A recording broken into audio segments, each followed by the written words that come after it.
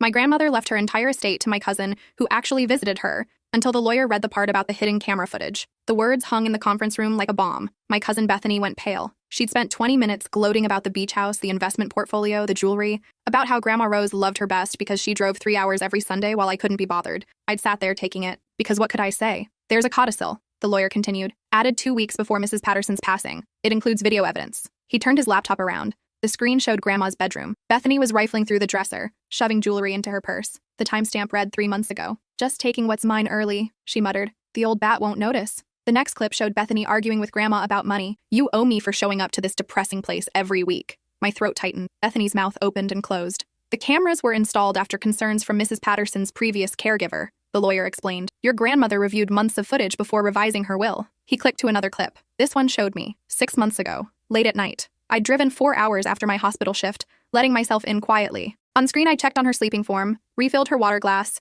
and left fresh lemon cookies with a note. Then I left without waking her. She came every Tuesday. Grandma's voice played from another recording. She sat in her chair, speaking to the camera. My granddaughter works night shifts as an ER nurse. She never told anyone because she knew Bethany would call her a suck-up. But she came anyway, fixed things I couldn't fix, made sure I had real food. My eyes burned. I didn't know she'd known. Bethany visited for show, Grandma continued. Took pictures for social media, then stole from me. She took $43,000 worth of jewelry over 8 months. The lawyer cleared his throat. Mrs. Patterson left the entire estate to you. He slid a folder across the table. I opened it. The beach house, the stocks, the savings account with $1.2 million.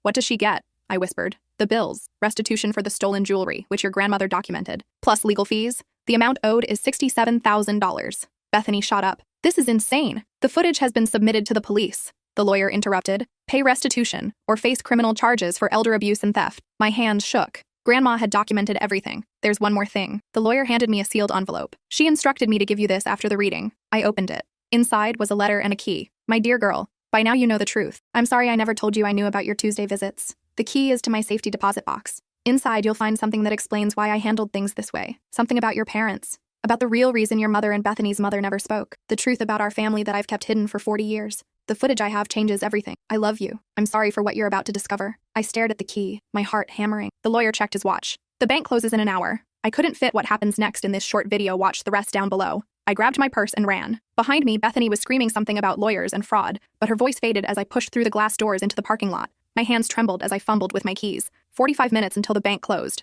The law office was downtown, the bank 15 minutes away if traffic cooperated. It didn't. I sat at a red light, drumming my fingers on the steering wheel, watching the minutes tick by. My phone buzzed. A text from Mom. Bethany called. Says you stole Grandma's money. What's going on? I didn't respond. Couldn't. Not until I knew what was in that box. The light turned green. I pressed the accelerator harder than necessary, weaving through afternoon traffic. My mind raced faster than the car. What could Grandma have hidden for 40 years? What truth about Mom and her sister was so devastating it required decades of silence? I knew the basics. Mom and Aunt Patricia hadn't spoken since before I was born. Family gatherings were split down the middle. Thanksgiving with Mom's side. Christmas with no one because Aunt Patricia claimed those holidays. Birthdays celebrated separately. Weddings where one sister refused to attend if the other was invited. It's complicated, Mom always said when I asked. Ancient history, Dad would add, changing the subject. But Bethany and I had grown up together anyway. We'd been best friends as kids, before she turned into someone I barely recognized, before the Instagram posts and the designer clothes and the carefully curated life that looked perfect on the outside. The bank appeared ahead. I pulled into the lot with 8 minutes to spare. Inside, the air conditioning hit me like a wall. A woman at the front desk looked up from her computer. I need to access a safety deposit box, I said, trying to catch my breath. My grandmother just passed away and left me the key. She glanced at the clock. We close in 7 minutes. Please, it's urgent. Something in my voice must have convinced her. She nodded and led me to a small room in the back. The walls were lined with metal boxes, all numbered and locked. Box number? She asked. I looked at the key. 237. She used her master key and my key together, pulling out a long metal box. Take your time, she said, though her eyes flicked to the clock again. I'll give you 10 minutes. The door clicked shut behind her. I stared at the box. My reflection warped in the brushed steel. Whatever was inside had been important enough for Grandma to hide for 4 decades, important enough to mention in her final letter. I lifted the lid. On top was a manila envelope, thick with papers. Beneath it, 3 VHS tapes labeled with dates from 1984, a leather journal, the binding cracked with age, and a small jewelry box. I opened the envelope first. The papers inside were legal documents, birth certificates, marriage licenses, court records. I shuffled through them, my brain struggling to process what I was seeing. The first document was a birth certificate for Patricia Rose Sullivan, born March 15, 1962, my Aunt Patricia. Except the parents listed weren't Grandma Rose and Grandpa Frank. They were listed as Angela Sullivan and father unknown. Angela Sullivan, Grandma's sister who died in a car accident when I was a baby. I flipped to the next document, another birth certificate. This one for Caroline Marie Patterson, born June 8, 1965. My mother. Parents: Rose Patterson and Frank Patterson. They weren't sisters. Mom and Aunt Patricia weren't sisters at all. My hands shook as I grabbed the next document. Adoption papers dated December 1965. Rose and Frank Patterson adopting Patricia Rose Sullivan, age 3, after the death of her biological mother Angela Sullivan in a vehicle collision. I read it 3 times. The words didn't change. Aunt Patricia was adopted. Mom's cousin, not her sister. Raised together after Aunt Angela died. But why would that cause a 40-year rift? I dug deeper into the stack, found a letter dated January 1984, written in Grandma's neat cursive. Frank has done something unforgivable. Patricia is pregnant and he's the father. My husband. My own husband. She's 22 years old and has called him dad her entire life. I've known for 3 months now and I don't know what to do. Caroline just announced she's pregnant too. Due in October. Patricia's baby is due in November. They could be born weeks apart, half siblings instead of cousins. The thought makes me physically ill. Frank begs me not to tell anyone. Says it was a mistake, that Patricia seduced him. But I've seen the way he looks at her. The way he's always looked at her ever since she hit puberty. I think that's why Angela drove off that bridge. I think she knew what Frank was. The letter fell from my hands. My grandfather. I pressed my palm against my mouth, fighting the urge to vomit. Grandpa Frank had been dead for 15 years, but suddenly I could see his face clearly, his smile at family dinners, the way he'd joke and laugh, the picture of him holding me as a baby, me and Bethany side by side in his arms.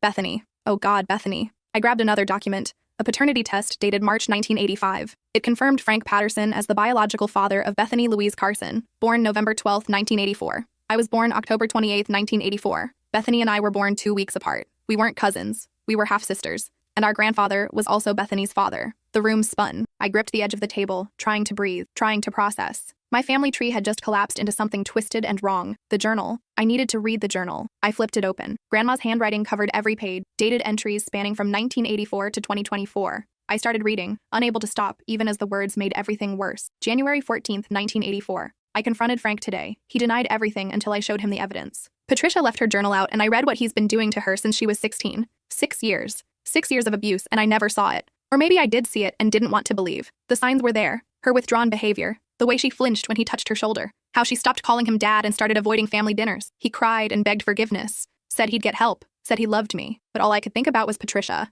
Barely more than a child. And the baby growing inside her. Caroline's baby and Patricia's baby. Half-siblings born to the same monster. January 28, 1984. Patricia wants to keep the baby. I begged her to consider adoption. To start fresh somewhere new. But she's adamant. Says this baby is hers, not Frank's. I can't tell Caroline. It would destroy her. She's so happy, planning the nursery, talking about how our grandchildren will grow up together. If she knew the truth. February 15th, 1984. I've made a decision. Patricia will raise her daughter as her own, and will tell everyone the father is someone she met at college who didn't want to be involved. A one-night stand. Caroline will never know. Frank has agreed to these terms. He'll have no relationship with Patricia's baby. He'll be grandpa to Caroline's child. Nothing more to Patricia's. March 3rd, 1984. Patricia and I had a terrible fight. She wants Frank to acknowledge the baby. To be a father to her, not just a grandfather playing pretend. I told her that was impossible. That Caroline and the baby she's carrying must be protected. Patricia called me a coward, said I was choosing Caroline over her, just like I always have. Maybe she's right, but what choice do I have? Tell Caroline her father molested his adopted daughter? That her child and Patricia's child share the same father?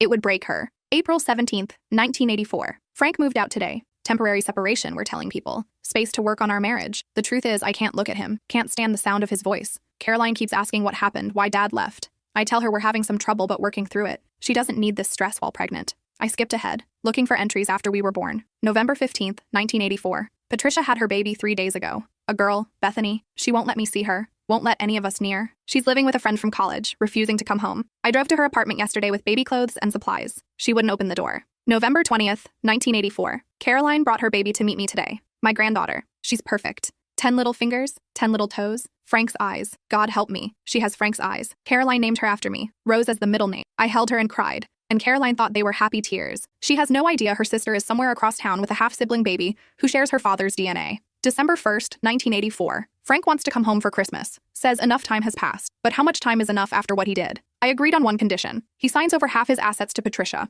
Child support, I called it. Though we both know it's guilt money. Blood money. He signed the papers. Patricia accepted. She still won't talk to me. January 10th, 1985. I saw Patricia at the grocery store today. She had Bethany with her, wrapped in a pink blanket. I tried to approach, to apologize, to fix this somehow. She looked right through me, pushed past with the stroller. I followed her to the parking lot, begging her to let me explain. She finally stopped, turned around, and the hate in her eyes. I've never seen anything like it. You chose her, she said. You chose Caroline and you let him get away with it. Don't ever speak to me again. Then she drove away. March 3rd, 1985. Caroline asked again today why Patricia won't visit anymore. Why Aunt Patricia, as she calls her, never answers the phone. I told her that Patricia is going through something difficult and needs space. Caroline suggested we all get together, bring the babies, let the cousins meet. I made an excuse. Another excuse. How many more can I make before she realizes I'm lying? The entries continued year after year. Grandma documenting the growing rift. Patricia refusing all contact. Caroline confused and hurt by her sister's rejection. Frank playing the role of devoted grandfather while paying secret child support that never appeared on any official records. September 1990. Caroline figured out today that Patricia gets money from Frank. She found bank statements in his office. Confronted him about an illegitimate child, asking if that's why Patricia disappeared. He denied everything, said it was a loan from years ago that he's still paying back. She believed him. Why wouldn't she? Her father is a monster, but she doesn't know that. She'll never know that. June 1995. Frank died today. Heart attack at 65. The funeral is Thursday. I called Patricia to tell her. She hung up without a word. Caroline is devastated. Keeps saying her father died without reconciling with his daughter. If only she knew he reconciled exactly as much as he deserved to. October 2000. The girls are 16 now. Caroline showed me photos from her daughter's birthday party. She looks so much like Frank, it hurts. Bethany does too, according to Patricia's Christmas cards. The only communication I get from her now. Yearly cards with no return address. 2 half-sisters growing up as cousins, neither knowing the truth. Sometimes I think about telling them. Then, I imagine the fallout, and I stay silent. I flipped forward to more recent entries. August 2023. I'm dying. Cancer, the doctors say. 6 months, maybe a year. I started installing cameras throughout the house. Not because I'm paranoid, but because I want documentation of everything. Who visits, who doesn't, who cares, who steals. I've watched Bethany take my jewelry for months now. Watched her put on a show for social media while robbing me blind. She's become just like Frank. Entitled, manipulative, thinking she deserves whatever she wants regardless of who it hurts. September 2023. Caroline's daughter came to visit last night. She doesn't know I know about her Tuesday visits. Doesn't know I stay up late reviewing the cameras, watching her fix my sink, replace light bulbs, leave food. She's a nurse now. Saves lives. Everything Bethany pretends to be. October 2023. I've decided. When I die, everything goes to Caroline's daughter. Let Bethany face consequences for once. Let her know what it's like to lose something. And I'm leaving documentation, not just about the theft, about everything. The truth about Frank, about why Patricia and Caroline have been estranged for 40 years, about why Bethany and her cousin are actually half-sisters. It's time. I've kept this secret long enough. November 2023. I'm recording videos to explain everything. Every detail, every decision. The lawyer will show them after I'm gone, after the will is read. Caroline's daughter deserves to know why I chose her, deserves to understand what kind of family she comes from. And Bethany, God help me. But Bethany needs to know she's the product of incest, that her father was also her grandfather. Maybe that knowledge will change her. Or maybe it will destroy her. Either way, the truth stops being my burden. The journal ended there. I sat in silence, the pages spread across the table. My phone buzzed. 10 minutes had passed, 15. The bank was closed now, but no one had knocked. I picked up the VHS tapes. Dates from 1984, probably home videos. Evidence that Grandma couldn't bring herself to destroy. The jewelry box was last. I opened it slowly. Inside was a diamond ring, Grandpa Frank's wedding band, and a note in Grandma's handwriting. This belonged to a man who fooled everyone, including me. I want you to have it as a reminder. Evil doesn't always look like evil. Sometimes it looks like family. I closed the box and packed everything back into the safety deposit container. My hands moved on autopilot. Put papers in envelope, stacked tapes, closed journal. My brain was somewhere else entirely, trying to reconstruct my entire family history around this new, horrible truth. A knock on the door made me jump. Miss Patterson? We really need to close up. Coming, I managed. I gathered everything into my purse. The envelope wouldn't fit, so I carried it under my arm, walked through the bank in a daze. The employee who'd helped me watched with concern but didn't ask questions. Outside, the parking lot was mostly empty. The sun sat low on the horizon, painting everything orange and gold. Beautiful, like nothing had changed. Like the world hadn't just tilted on its axis. My phone rang. Mom. I stared at her name on the screen. My mother, who'd grown up with a molested adopted sister, who'd had a baby not knowing her sister was having her father's child at the same time, who'd spent 40 years confused about why Aunt Patricia wouldn't speak to her. Should I tell her? Could I tell her? The phone stopped ringing, went to voicemail, immediately started ringing again. I answered. Where have you been? Mom's voice was sharp with worry. Bethany showed up at the house screaming about Grandma's will, about police and theft charges. She says you inherited everything, that Grandma left videos accusing her of stealing. Please tell me what's happening. I'm at the bank, I said. My voice sounded distant, not quite mine. I just opened Grandma's safety deposit box. And? Did she leave something else? More money? I don't understand why she would cut Bethany out completely. They were so close. They weren't. The words came out harder than I intended. Bethany was stealing from her. Thousands of dollars in jewelry. Grandma had cameras and documented everything. Silence on the other end. But more importantly, I continued, gripping the steering wheel with my free hand, I found out why you and Aunt Patricia stopped speaking. Sweetheart, that's between me and your aunt. It doesn't concern— Did you know she's not actually your sister? The silence stretched longer this time. When Mom spoke again, her voice shook. What? Aunt Patricia. She was your cousin. Grandma adopted her after her real mother died. It's all documented. Birth certificates, adoption papers, everything.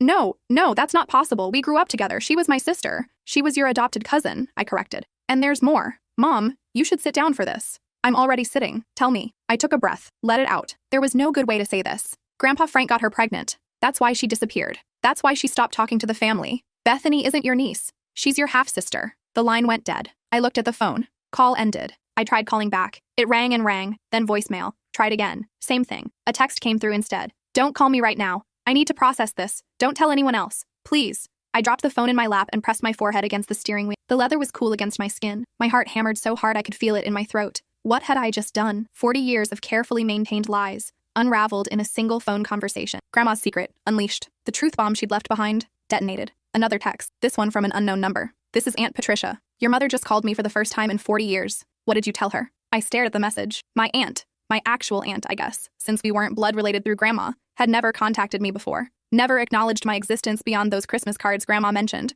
My phone rang. The unknown number. I answered. Did Rose tell you? A woman's voice, rough with emotion. Did my mother finally tell the truth? Grandma left documentation in her safety deposit box. Birth certificates, journal entries, everything. A sound like a sob or a laugh. I couldn't tell which. She's been dead 3 weeks and she's still controlling the narrative, still deciding when and how the truth comes out. I'm sorry, I said, because what else could I say? Don't be sorry. Be angry. Be furious that 3 generations of women have been poisoned by one man's actions and one woman's silence. She was trying to protect my mom. She was trying to protect herself. Aunt Patricia's voice cracked. She was trying to avoid the embarrassment, the shame. Easier to make me disappear than to confront what Frank did. Easier to let Caroline think I was the bad guy than to admit her precious husband was a child molester. I had no response to that. You're going to tell Bethany, Aunt Patricia continued. It wasn't a question. I don't know. Grandma wanted the truth out, but you're afraid of destroying her, of what it will do to her self-image to know she's the product of incest, that her grandfather is also her father. The words hung in the air between us. Bethany already knows something's wrong with her, Aunt Patricia said quietly. She's spent her whole life trying to fill a hole inside herself with things, with attention, with validation.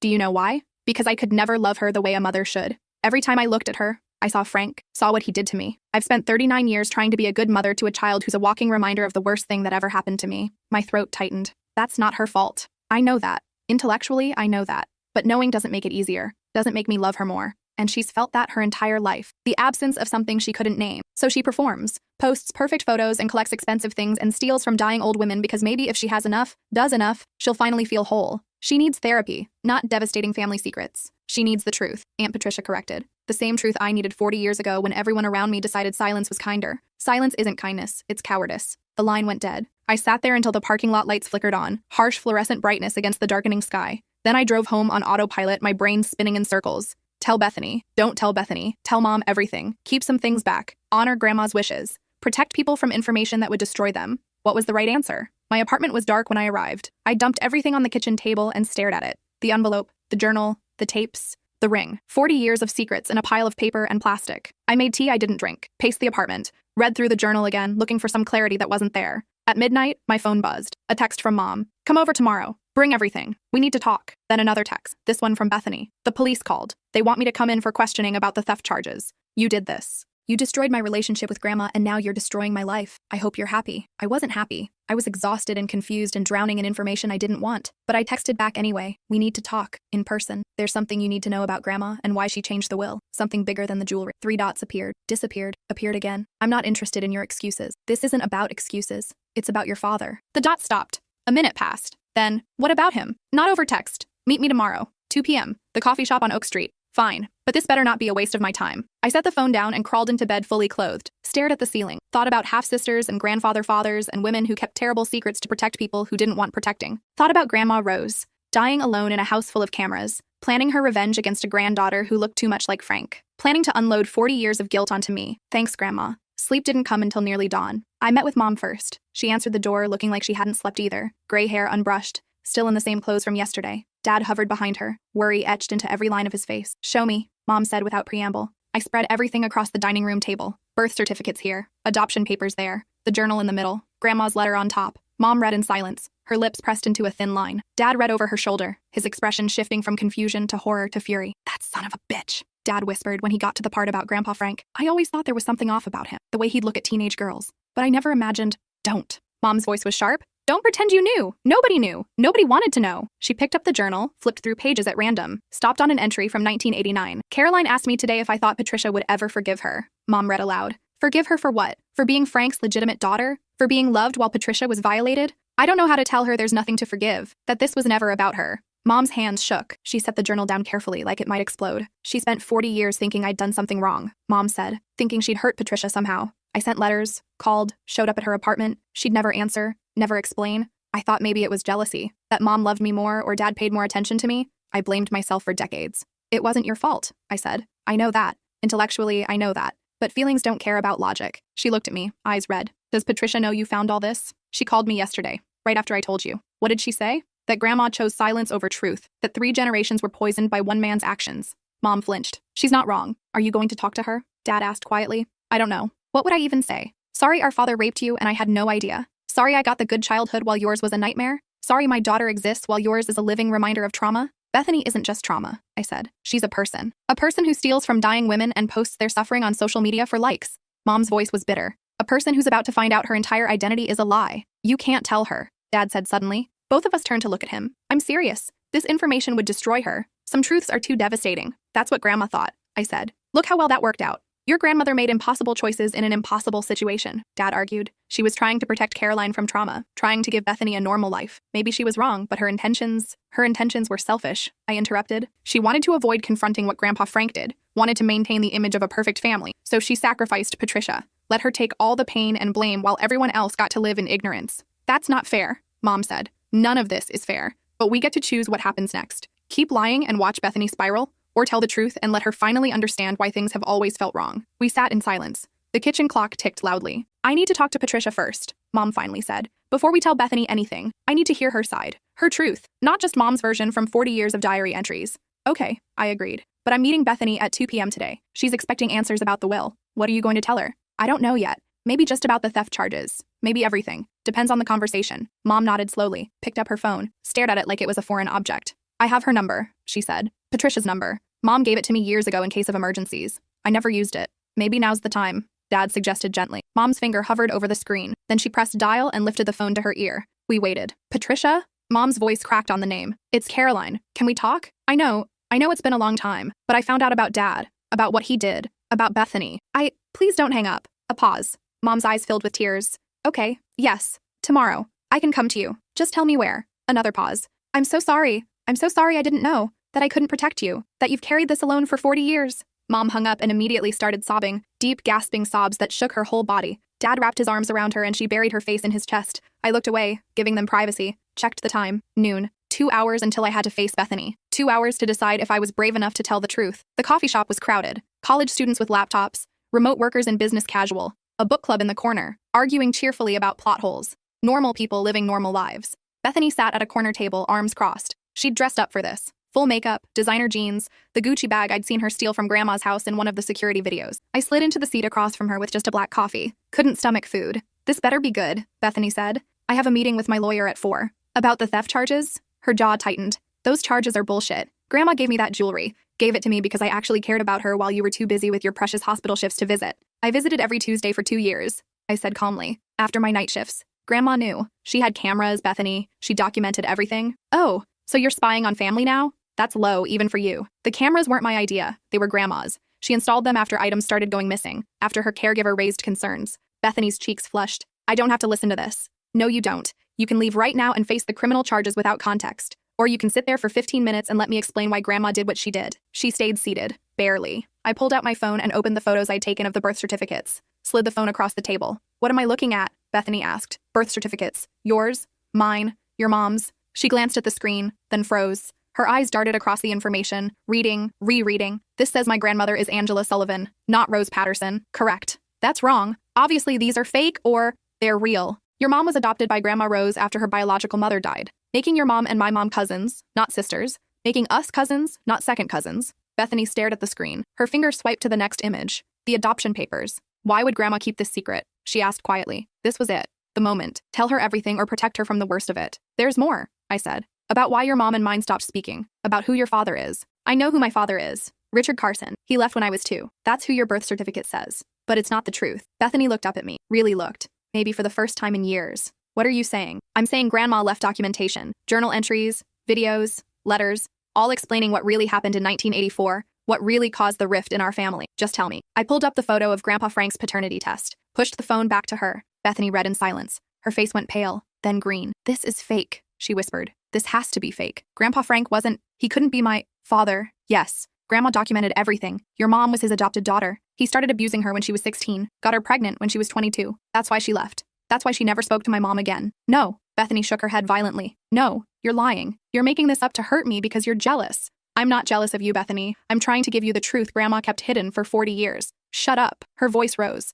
People at nearby tables glanced over. You don't know what you're talking about. Grandpa Frank loved me. He was the only one who... She stopped. Her expression shifted from denial to realization to horror. He used to visit, she said slowly. When I was little, he'd bring gifts, expensive toys, call me his special girl. Mom would get so angry. She'd scream at him to leave, to never come back. I thought she was just being mean. I said nothing. Let her work through it. She was protecting me, Bethany continued. From him, because he was my father, my actual father. And she knew, oh God, she knew what he was capable of. Tears streamed down her face, destroying the careful makeup. She didn't seem to notice. That's why she's always been so cold. Why I never felt. Her breath hitched. I'm not her daughter. Not really. I'm her reminder. Her walking, talking reminder of what he did. You are her daughter, I said firmly. What happened to her wasn't your fault. What Grandpa Frank did wasn't your fault. You're not responsible for any of this. Then why am I the one being punished? Her voice broke. Why did Grandma cut me out? Why did she leave everything to you? If none of this is my fault, why do I get nothing? I thought about the videos. About months of footage showing Bethany stealing, manipulating, performing for social media while Grandma suffered. The inheritance decision wasn't about your birth. It was about your choices. Grandma documented you stealing $43,000 in jewelry, recorded you being verbally abusive when she couldn't give you more money. She saw the real you, Bethany, not the Instagram version, the person behind the performance.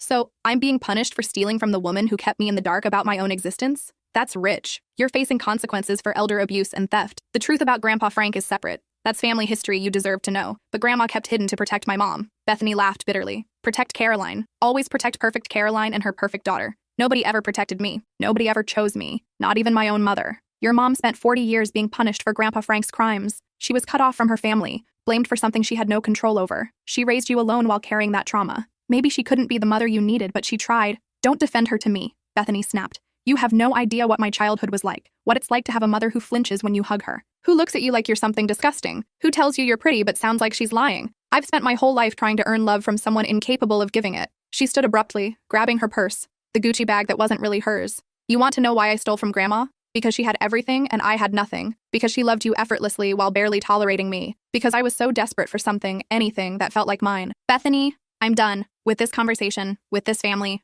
with all of you. She walked out. I sat alone at the table, my coffee cold, watching through the window as she got into her car and drove away too fast. My phone buzzed. A text from Mom. I'm meeting Patricia tomorrow at 11 a.m. Can you come with me? I texted back, yes. Then I gathered my things and drove home in silence, thinking about the wreckage Grandpa Frank had left behind, about how one man's actions had poisoned 3 generations, about how truth was supposed to set you free, but sometimes it just made you angrier at all the years wasted on lies. The next morning, I picked up Mom at 9 a.m. We had 2 hours to drive to Patricia's house, which she'd bought 15 years ago on the other side of the state, far enough away that accidental encounters were impossible. Mom was quiet the whole drive. She'd printed out some of Grandma's journal entries and kept reading them, lips moving silently. Did you know, she finally said, that Mom wrote about wishing I'd never asked about Patricia, that my questions made her feel guilty, and she resented me for it? She was human, I offered. Humans are complicated. She was a coward. She watched her own daughter, her adopted daughter, be abused by her husband and chose to protect the lie over protecting Patricia. That's not complicated. That's cowardly. I couldn't argue with that. Patricia's house was a small ranch in a quiet neighborhood. Kids' bikes on lawns, a basketball hoop in the driveway next door. Normal, suburban life. We sat in the car for a moment. You ready? I asked. No, but let's do this anyway. The door opened before we reached it. Patricia stood in the frame, older than the photos I'd seen, but unmistakably my mom's half-sister. Same cheekbones, same green eyes, same nose. Caroline, she said softly. Patricia. Mom's voice shook. They stared at each other. 40 years of silence between them, heavy and suffocating. Then Mom said, I'm so sorry. And Patricia started crying. They stood there on the porch, both sobbing, neither moving to embrace, like they'd forgotten how. Come in, Patricia finally managed. Please. The house was tidy but sparse. Minimal furniture, no family photos on the walls, like someone who'd learned not to get attached to anything. We sat in the living room. Patricia brought coffee nobody drank. I got your call, Patricia said, looking at me. The one where you told Caroline about Rose's safety deposit box. Thank you for that. For finally making the truth impossible to ignore. I didn't do it to make you feel better, I admitted. Grandma left instructions. She wanted everything revealed after she died. Of course she did. One last manipulation. One last chance to control the narrative. Patricia's smile was bitter.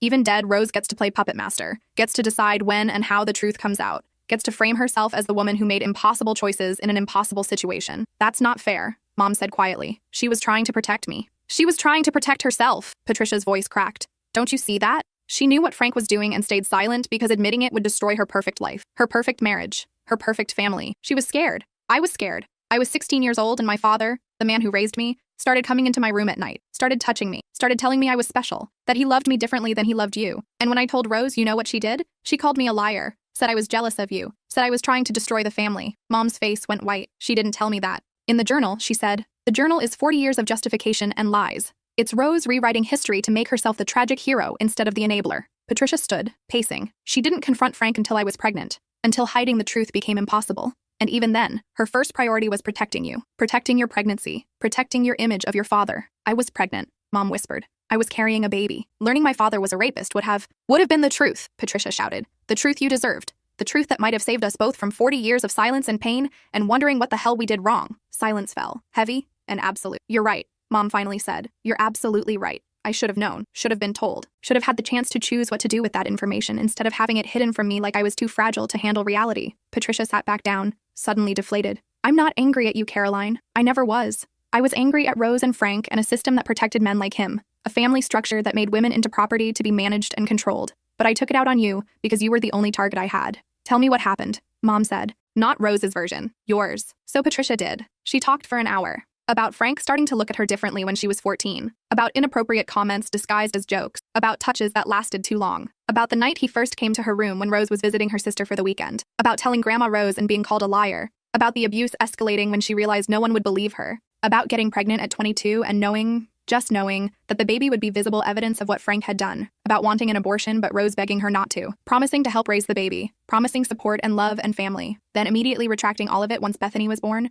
terrified that having the baby around would make Caroline ask questions. She gave me money, Patricia said, Frank's money, blood money, guilt money, enough that I could live comfortably and stay away. And I took it because what choice did I have? I was 22 with a baby and no family and no support system. I would have supported you, Mom said, if I'd known, but you didn't know, and Rose made sure you never would. She paid for my silence with Frank's money and her own guilt, and I let her because I was young and scared and broken. Patricia looked at me. Your grandmother left you everything because she spent her final months reviewing camera footage, watching Bethany steal, watching her granddaughter turn into exactly what Frank was, someone who takes what they want without caring who it hurts. And Rose couldn't face that, couldn't accept that maybe Bethany turned out that way because she was raised by a traumatized mother who couldn't love her properly. Because the cycle of abuse doesn't end with the abuser. It echoes through generations. Bethany knows now, I said. I told her yesterday. About Grandpa Frank. About the paternity test. Patricia went very still. How did she take it? Badly. She walked out. Said she was done with the family. Good. She should be done with us. We've done nothing but damage each other for 40 years. Maybe she'll break the cycle by leaving entirely. Or maybe,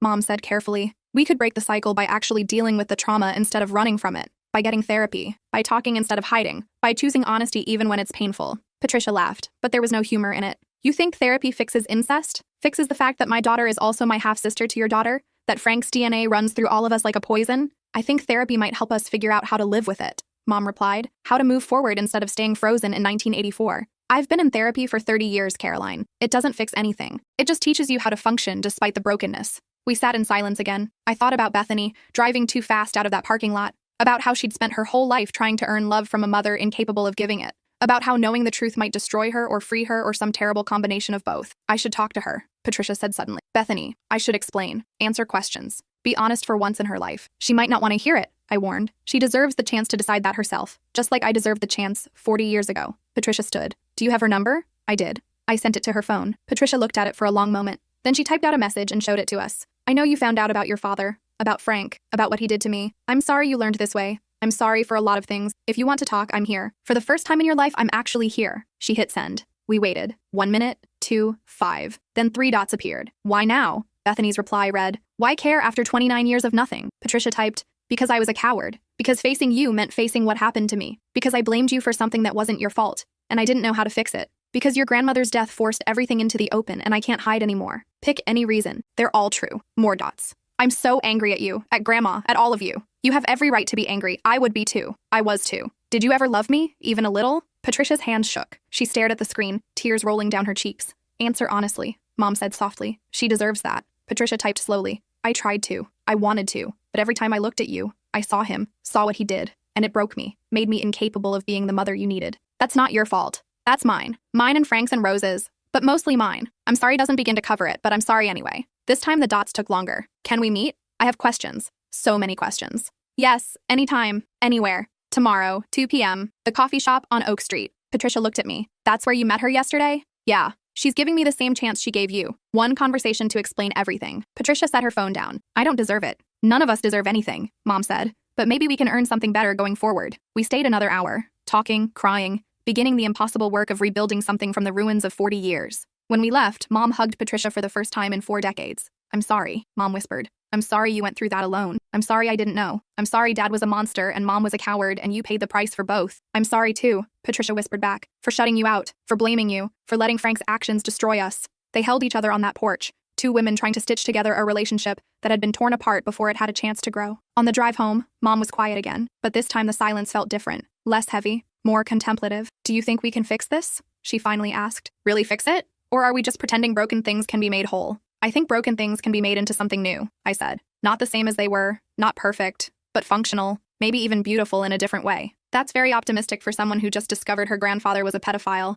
and her cousin is actually her half-aunt. I laughed despite everything. I work in an ER. You learn to find silver linings in trauma or you burn out. What's the silver lining here? Grandma left me $1.2 million and a beach house. Bethany's facing consequences for her actions. The family secrets are finally out. Patricia and you are talking again. Bethany might get actual answers about why her childhood was so painful. That's not nothing. It's also not everything. No, I agreed, but it's a start. The next day, I drove Patricia to the coffee shop. She insisted I come with her, for moral support or witnesses, or maybe just so she wouldn't lose her nerve and turn around. Bethany was already there. Same table as before. No designer bag this time. Hair in a messy ponytail. Face scrubbed clean of makeup. She looked young, vulnerable, scared. Patricia sat down across from her. I took a table nearby, close enough to help if needed, but far enough to give them privacy. Hi, Patricia said. Hi, Bethany replied. They stared at each other. Mother and daughter, victim and reminder. 2 people who'd never had a real conversation. Just 29 years of performance and avoidance. I don't know where to start, Patricia admitted. Start with why you had me. If Frank raped you, and God, saying that out loud is insane. Why didn't you have an abortion? I wanted to. Rose begged me not to. Promised to help raise you. Promised we'd be a family. Then you were born and she panicked.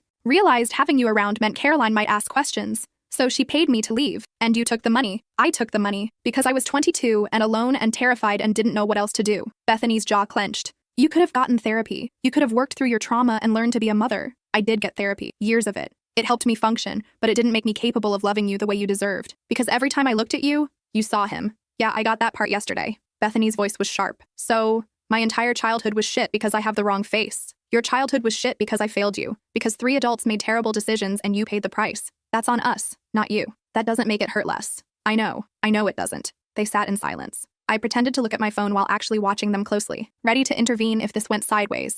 Did you ever want me? Bethany asked quietly. Even for a moment? Was there ever a time when you looked at me and felt love instead of trauma? Patricia's face crumpled. When you were born, for about 30 seconds. Before the nurse put you in my arms and you opened your eyes, Frank's eyes, and I couldn't breathe, couldn't think. All I could see was him. Bethany flinched. But, Patricia continued, there were other moments. Small ones. When you were 3 and learned to bake cookies. When you were 7 and brought home a picture you'd drawn of us. When you were 12 and stood up to a bully at school. In those moments, I saw you. Not him. You. And I felt something that might have been love if I'd been capable of it. That's not enough. I know it's not enough. Nothing I say will ever be enough. Then why are we here? Bethany's voice broke. Why sit across from me and admit you couldn't love me? What's the point? Because you deserve answers. Real answers. Not the lies Rose told or the performance I put on. You deserve to know that you weren't the problem. That my failure as a mother had nothing to do with who you are, and everything to do with what was done to me. I still grew up unloved. Yes, and that's unforgivable. But maybe understanding why will help you move forward. Move forward to what? I'm about to be charged with theft. I'm broke. I have no family, no inheritance, no future. Understanding why my mother couldn't love me doesn't fix any of that. No, Patricia agreed. But it might help you understand why you made the choices you did. Why you stole. Why you performed. Why you were so desperate for validation that you'd do anything to get it. Bethany was quiet for a long time. When she spoke again, her voice was small. I thought if I could just be perfect enough, you'd love me. If I was pretty enough, successful enough, popular enough, maybe you'd look at me with pride instead of pain. So I tried. God, I tried so hard. And it was never enough. It was never about you being enough. You were always enough. I just wasn't. More silence. I don't forgive you, Bethany said. I don't know if I ever will, but I'm glad you told me the truth. That's more than I deserve. Bethany stood, started to leave, then turned back. For what it's worth, I'm sorry about what Frank did. No one deserves that. Not even my shitty mother who couldn't love me. Patricia laughed through tears. Fair enough. Bethany walked out. Patricia sat alone at the table, crying openly now. I moved to her side. That went better than I expected, I offered. She didn't throw her coffee at me. That's something. She listened. She engaged. She acknowledged what happened to you. And she still doesn't forgive me. Probably never will. Would you forgive you if you were her? Patricia thought about that. No, No, I don't think I would. We left the coffee shop together, drove back to her house. Mom was waiting there, nervous. How did it go? She asked. About as well as a conversation about incest and generational trauma can go, Patricia replied. Which is to say, terribly, but honestly. Will you talk to her again? If she wants to. I gave her my number. What she does with it is up to her. Mom nodded. I called my therapist today. Made an appointment for next week. I was thinking, if you're open to it, maybe we could do some joint sessions. Process this together. Figure out how to be sisters again. Adopted sister and biological daughter of the man who raped me, Patricia corrected. Let's not pretend this is a normal sibling relationship. Nothing about our family is normal, but that doesn't mean we can't try. Patricia sighed. Fine, joint therapy. But I'm not promising miracles. I'm not asking for miracles. Just honesty. Haven't we had enough honesty for 1 week? Not even close, Mom said. We're just getting started. 3 weeks later, I got a call from the police. Bethany had agreed to pay restitution in full. The criminal charges would be dropped once payment cleared. She'd sold her car, jewelry, designer clothes, everything that could be liquidated. She also wanted me to tell you something, the officer said. Said to tell you she's moving, leaving the state, starting over somewhere no one knows her family history. Did she say where? Colorado. Said she's always wanted to learn to ski. I hung up and stared at my phone. Bethany was leaving, running away from the truth she'd fought so hard to get. Maybe that was healthier than staying. Maybe distance would give her perspective. Maybe she'd find herself somewhere in the mountains, far away from family trauma and fathers and mothers who couldn't love her. Or maybe she'd just run until she couldn't run anymore. Until the past caught up no matter how far she traveled. I called Mom. Bethany's leaving town, moving to Colorado. Patricia will want to know. They've been texting. Not often, but it's something. How's therapy going? Painful. Eye-opening. Necessary. We spent the last session talking about Frank. About warning signs we both missed. About how systems protect predators and punish victims. Heavy topics. Everything about this situation is heavy, but at least we're facing it instead of hiding. Do you think Bethany should stay? Try to work through this with the family? I think Bethany needs to do what's best for her. If that's leaving, then that's valid. Sometimes the healthiest thing is to cut ties completely. Even with Patricia, now that they're finally talking, especially with Patricia, that relationship is toxic, built on trauma. Maybe Bethany needs space from all of us to figure out who she is without the weight of family history crushing her. I thought about that. About how sometimes love means letting go.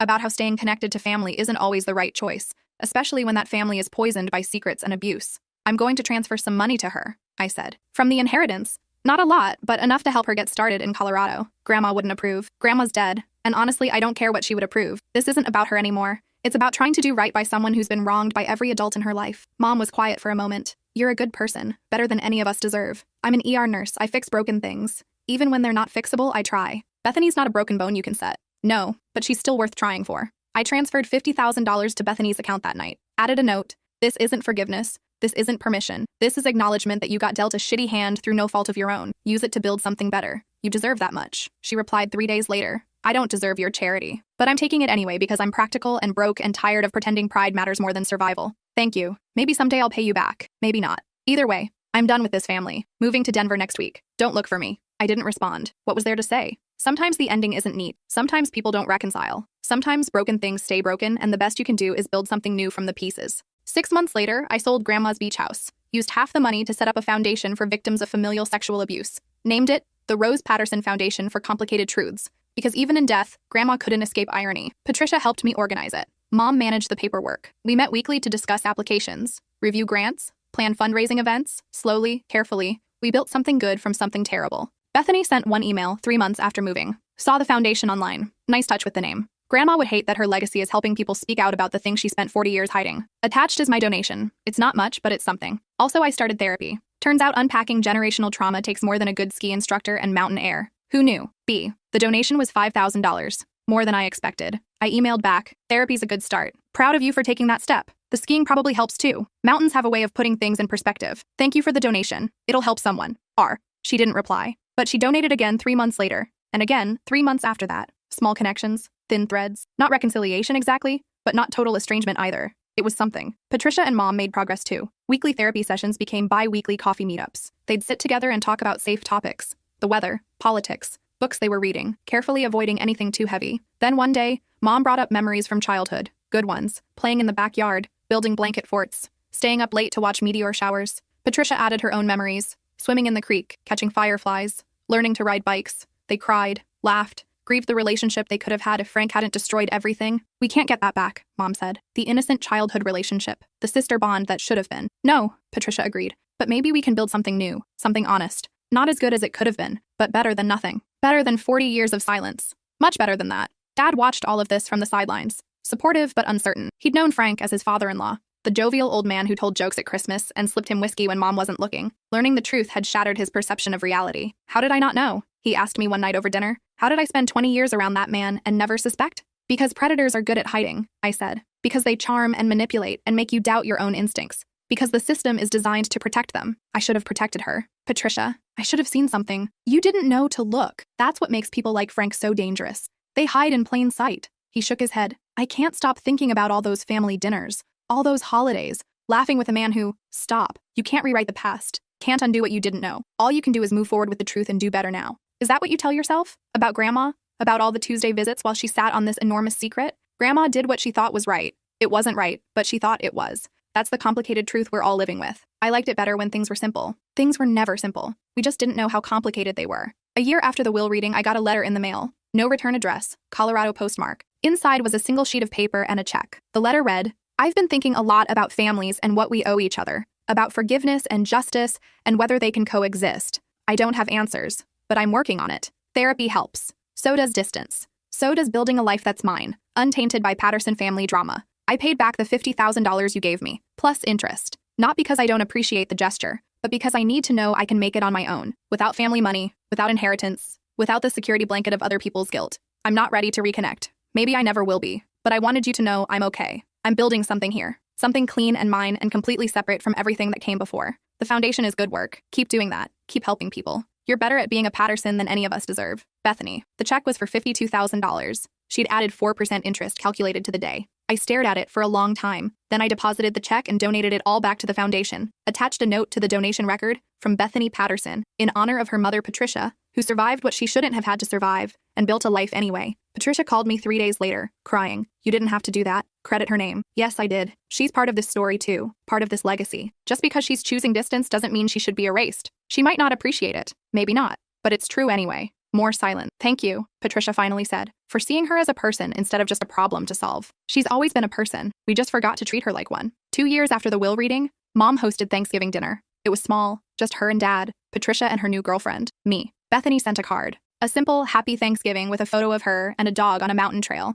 No note, just the photo. Mom put it on the mantle anyway. Do you think she'll ever come back? She asked, looking at the photo. I don't know. Does it matter? Of course it matters. She's family. Family that hurt her. Family that failed her. Maybe she's better off building something new. Or maybe she's running from something she needs to face. Maybe both are true. We ate dinner, told stories, carefully avoided talking about Frank or Grandma Rose or the years of secrets that had poisoned everything. Instead, we talked about the future, about the foundation, about Patricia's girlfriend who taught pottery, about my promotion at the hospital, about Dad's retirement plans. We talked about hope, about healing, about the possibility that broken things could become something different, not fixed, not perfect, but functional, maybe even beautiful in a strange, complicated way. After dinner, Patricia pulled me aside. I've been working on something, she said, a memoir about what happened, about Frank and Rose and surviving 40 years of silence. Are you going to publish it? I don't know, maybe, or maybe I just need to write it for myself, to get it out, to stop carrying it alone. What does your therapist say? That writing can be therapeutic, that telling your story on your own terms is powerful, that I should do whatever feels right. And what feels right? She thought about that.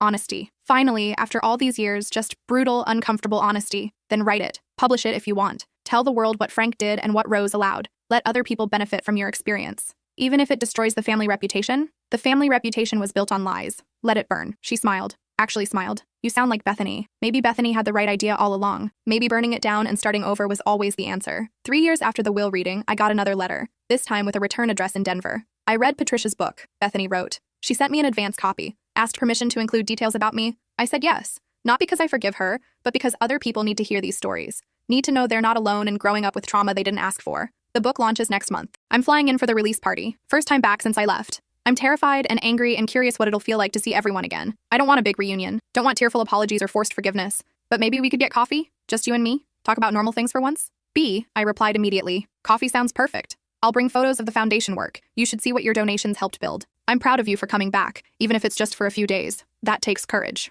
The release party was held at a small bookstore downtown. Patricia read excerpts to a packed room. Her voice shook at first, then grew stronger. She read about Frank, about the abuse, about Rose's complicity, about 40 years of carrying shame that wasn't hers to carry. When she finished, the room was silent. Then someone started clapping. Others joined in. Soon the entire room was on its feet, applauding. Bethany stood in the back. I watched her face as she listened to her mother's story, to their story, saw the emotions flicker across her features. Anger, sadness, recognition, understanding. After the reading, people swarmed Patricia. thanked her for her bravery, shared their own stories of survival. Bethany waited until the crowd thinned, then she approached. "Hi, Mom," she said. "Hi, Bethany," Patricia replied. They stood facing each other, not hugging, not quite smiling, but present, together in the same space for the first time in years. "The book is good," Bethany said. "Hard to read, but good. Thank you. I wasn't sure how you'd feel about me including you. I'm glad you did. Glad you told the truth. All of it. Even the parts about me failing you, especially those parts. They're the most important ones." Patricia's eyes filled with tears. "I'm still sorry for everything. I know, I'm still angry, but I'm working on it.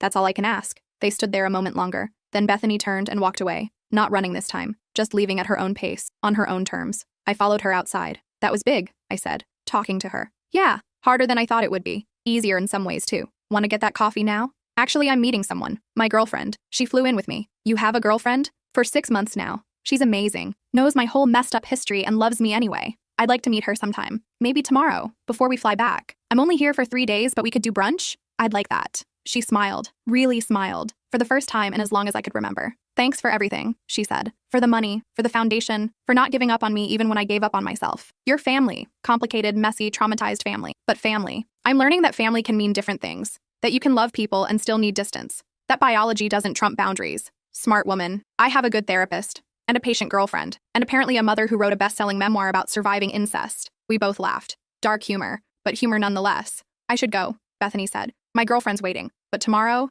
11 a.m., that brunch place on 5th, I'll be there." She walked away, got into a car where a woman with kind eyes waited. They drove off together into the Denver night. I stood there for a moment, watching the taillights disappear. Then I went back inside. Patricia was signing books. Mom stood beside her, helping organize the line. They looked happy, not perfect, not healed, but happy in a genuine way that came from finally telling the truth. "How's Bethany?" Patricia asked when the line thinned. "Good. Really good, actually. She has a girlfriend. They're flying back to Colorado tomorrow, but we're doing brunch. She told me about her, Sierra. Apparently, she works in wildlife conservation." Bethany sounds happy when she talks about her. She does seem happy. Happier than I've seen her since we were kids. "Distance was good for her," Patricia said. "Giving her space to grow without us was the right choice, even though it meant losing her. I lost her the day she was born, the day I looked at her and saw Frank instead of myself. At least now she has a chance to find herself without carrying my trauma." Mom joined us. "Beautiful reading tonight. I'm proud of you." "It was terrifying," Patricia admitted, sharing all of that. "Knowing people are reading about the worst moments of my life." "It was brave," Mom corrected. "You're giving voice to people who've been silenced. That matters."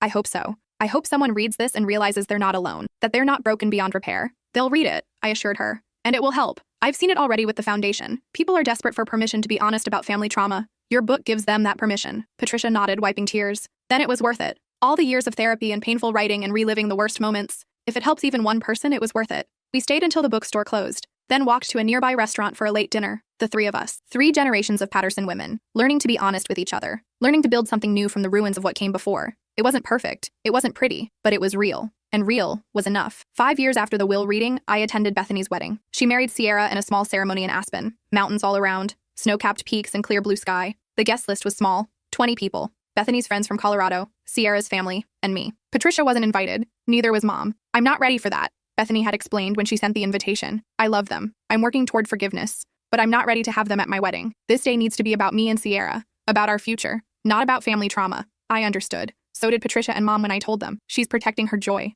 Patricia said. "That's healthy. Tell her we're happy for her," Mom added, "and that we love her even from a distance." So I stood in a Colorado chapel and watched Bethany marry the love of her life, watched her smile so bright it could power cities, watched her dance with Sierra under string lights while snow fell softly outside. At the reception, she pulled me aside. "Thank you for coming, for being here. Wouldn't miss it. You look happy." I am happy. Genuinely, completely happy. For the first time in my life, I'm not performing happiness. I'm living it. Sierra seems wonderful. She is. She knows everything. About Frank, about Patricia, about me stealing from Grandma, about all of it. And she loves me anyway. Not despite my history, but including it. She says my past is part of what makes me who I am. She's not wrong. "I'm writing a book too," Bethany said suddenly, "about growing up as the child of an incest survivor. About how trauma echoes through generations even when you don't know the truth. About finding yourself when your entire identity was built on lies." That's brave. Patricia inspired me. Her book helped me realize that telling the story is powerful, that other people need to hear these experiences. When's it coming out? Next year, I'm working with Patricia's publisher. We're actually talking about doing some joint events.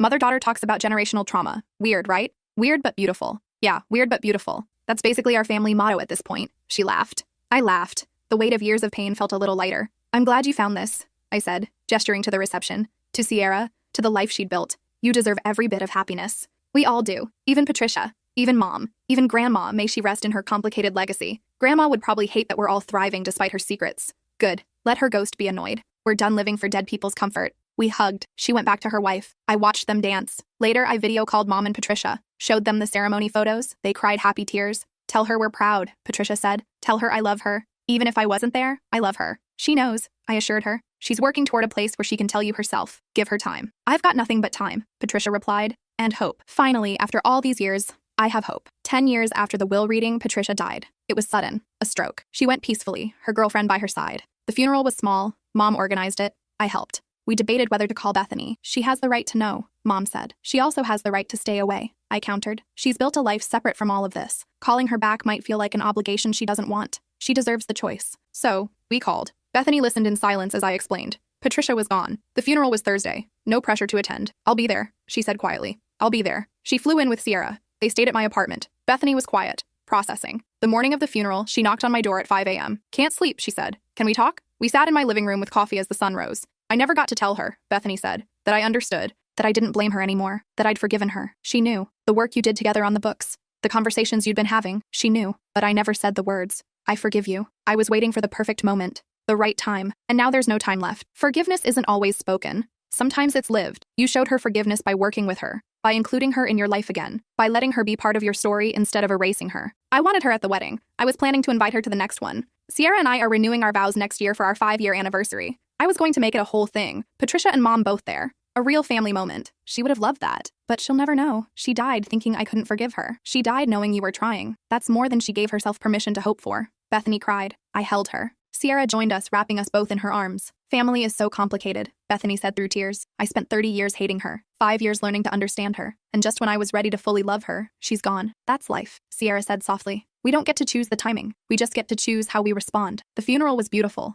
Mom gave the eulogy, talked about Patricia's courage, her survival, her decision to finally tell the truth after 40 years of silence. My sister, Mom said, and the word finally felt right. My sister was a survivor. She lived through things that would have destroyed most people. And she not only survived, she thrived. She wrote a best-selling book. She helped countless victims find their voice. She learned to love again. She built a good life from terrible circumstances. She paused, looked at Bethany in the front row, and she gave us the gift of her daughter, who's gone on to do remarkable things, to write her own book, to build her own family, to break the cycle of trauma that could have destroyed her. Patricia's legacy isn't just survival, it's transformation. After the service, we gathered at Mom's house. Small reception, people sharing memories. Bethany stood in the backyard staring at nothing. I joined her. You okay? No, but I will be. What are you thinking about? About how much time we wasted. About how different things could have been if Grandma had just told the truth from the beginning. If Frank had faced consequences. If Patricia had gotten help sooner. You can't rewrite the past. I know, but I can learn from it. Make sure my kids, if Sierra and I decide to have kids, never grow up with secrets eating them alive. Make sure they know honesty is more important than image.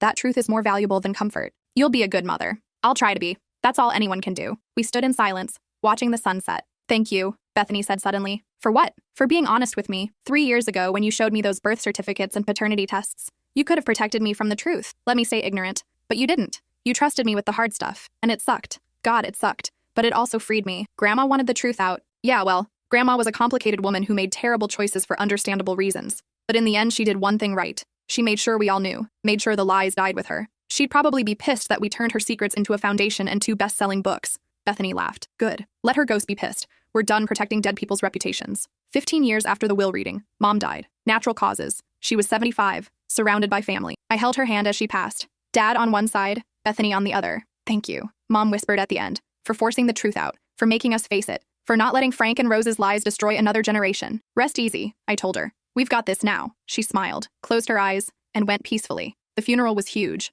Mom had touched a lot of lives. The foundation, the therapy groups, the advocacy work. Bethany gave the eulogy this time. My aunt, she said. Caroline Patterson was many things. A mother, a wife, an advocate, a survivor of a different kind than Patricia. She survived the trauma of learning that her father was a monster, that her family was built on lies, that her niece was actually her half-sister. She could have crumbled, could have denied it, could have blamed Patricia or me or anyone else. She paused, looked at me. Instead, she chose truth, chose healing, chose to build something better from the ashes of what came before. She helped create the Rose Patterson Foundation for Complicated Truths. She co-authored a book about surviving family secrets. She spent 15 years making sure other people didn't have to suffer in silence the way her family did. Her voice caught. She wasn't perfect, none of us are. But she was brave and honest and determined to break cycles that had poisoned our family for generations. That's her legacy. Not the pain she endured, but the healing she chose. That's what I'll remember. That's what I hope we all remember. After the funeral, Bethany and I sat on Mom's porch. The house Dad lived in now. The house that would eventually be sold. The last physical connection to our shared history.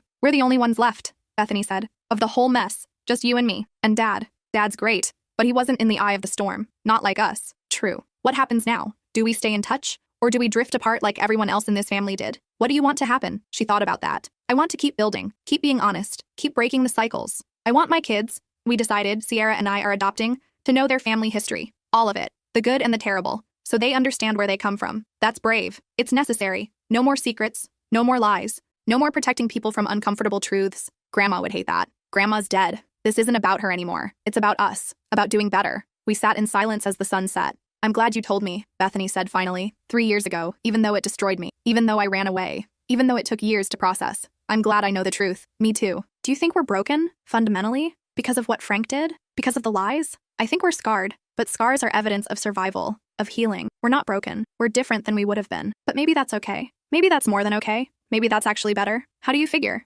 Because we know things most people don't. We understand that families are complicated, that love isn't simple, that truth matters more than comfort. That's valuable knowledge. Hard-won knowledge. You sound like Sierra. Sierra's very wise. I married well. We laughed. The kind of laugh that comes after years of crying. After pain transforms into something that isn't quite joy but isn't suffering either. Something new. Something honest. Something that might even be called hope. 20 years after the will reading, I stood in the same law office where this all began. Different lawyer, different purpose. But same room. I'd called Bethany. Asked her to come. Told her it was important. She flew in from Denver. Still living there. Still happy. 2 kids now. Adopted siblings from foster care. Both thriving. What's this about? She asked as we waited. You'll see. The lawyer entered. Young woman, professional, kind eyes. Thank you for coming, she said. I'm handling your grandmother Rose Patterson's trust. There's a time release clause that activates 20 years after her death. What kind of clause? Bethany asked. The lawyer pulled out a sealed envelope, Grandma's handwriting on the front. To be opened 20 years after my passing. To be shared with my granddaughters only after they've had time to process the truth. After they've built lives separate from the lies.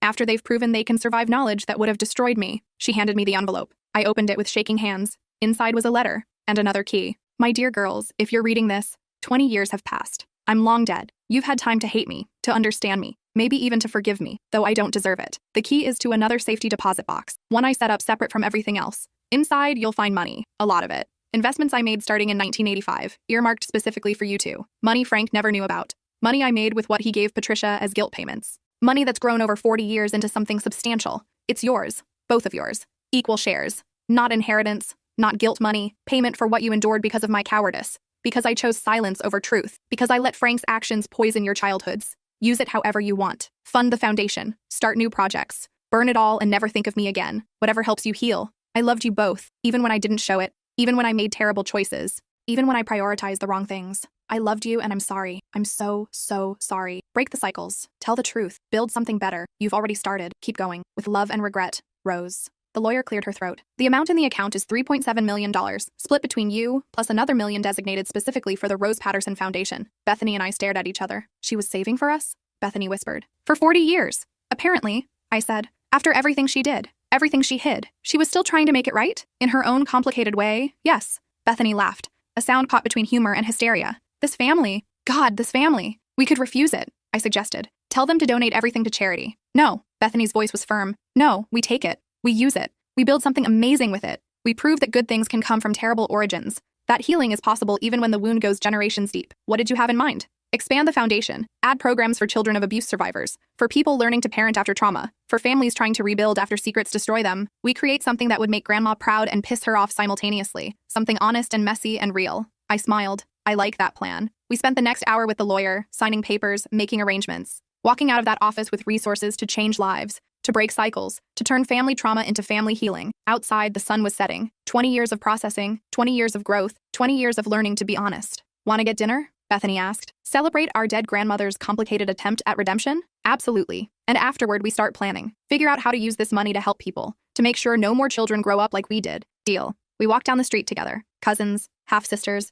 survivors, friends. 2 women who'd survived 40 years of family lies and came out the other side determined to tell the truth. 2 women who'd taken pain and trauma and transformed it into purpose. 2 women who'd proven that sometimes the best revenge is simply living well. Honestly. Fully. That night, we called our families. Bethany's wife and kids. My partner. Dad. We got a surprise inheritance from Grandma, we told them. Time released. 20 years after her death. How much? Dad asked. Enough to change lives, I said. Enough to prove that even complicated, cowardly people can sometimes do one good thing, Bethany added. What will you do with it? Build something better, something honest, something that makes sure the cycles we broke stay broken. Your grandmother would be proud, Dad said. Our grandmother would be conflicted, Bethany corrected. And that's okay. We're done seeking approval from dead people. We're building this for the living. 25 years after the will reading, the Rose Patterson Foundation for Complicated Truths had helped over 10,000 families. We'd expanded to 15 states, offered therapy, legal support, housing assistance, job training, whatever people needed to break free from cycles of abuse and secrecy. Bethany ran the family programs. I managed the overall operations. Together, we'd turned our family trauma into our life's work.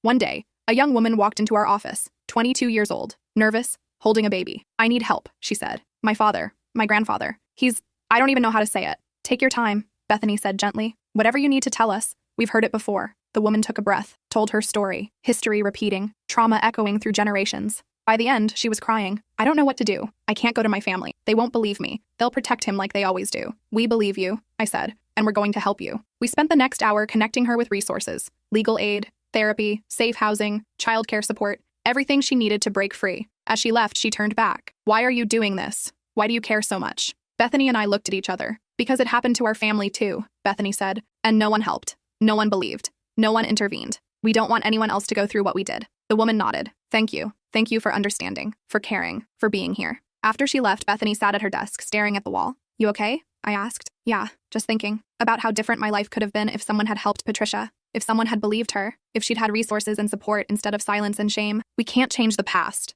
No, but we can change the present, and maybe the future. One person at a time. That's what we're doing. I know, and it matters. Every single person we help, it matters. They're not just statistics. They're real people with real trauma, trying to break real cycles, like we did, like we're still doing. Yeah, like we're still doing. We sat in silence for a moment, then Bethany smiled. You know what? I think Grandma would actually be proud. Not of the honesty part, she'd hate that, but of the helping people part. She'd approve of that. Maybe, in her complicated way. Everything about our family is complicated, but I think we're finally making it beautiful too. Complicated and beautiful. That's not a bad legacy. It's a hell of a lot better than secrets and lies.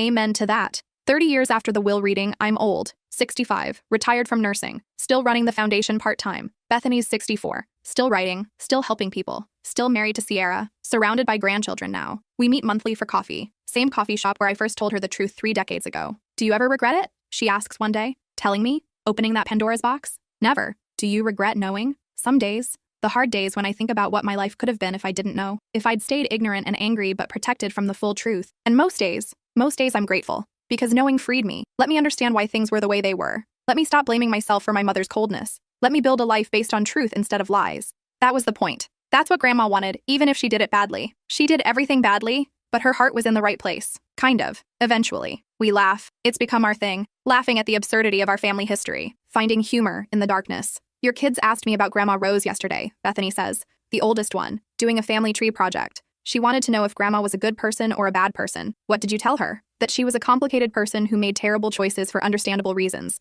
That she caused harm but also tried to make amends. That people aren't just good or bad. They're both. They're human. Smart answer. I'm a smart woman, with a good therapist. And decades of processing trauma. Speaking of which, I got a call last week. A producer wants to make a documentary about the foundation, about our family story, about how we turned trauma into purpose. Are we doing it? I don't know. What do you think? Bethany considers. I think if it helps more people, we do it. If it's just exploitation, we don't. We tell the producer to focus on the work, the people we've helped, the cycles we've broken, not just the drama of grandfather-father incest. Agreed. But we do it honestly. We don't sugarcoat. We don't make Grandma a hero or Frank a cartoon villain. We tell the messy truth, the complicated, uncomfortable, real truth. The Rose Patterson Foundation for Complicated Truths strikes again. Damn right. We sit in comfortable silence, watching people come and go, living their lives, most of them carrying secrets they haven't told anyone, most of them nursing wounds they've never named. I hope we've helped, Bethany says quietly. I hope somewhere out there families are being honest with each other because we were honest first. I hope kids are growing up without the weight of secrets we carried. I hope we've actually made a difference.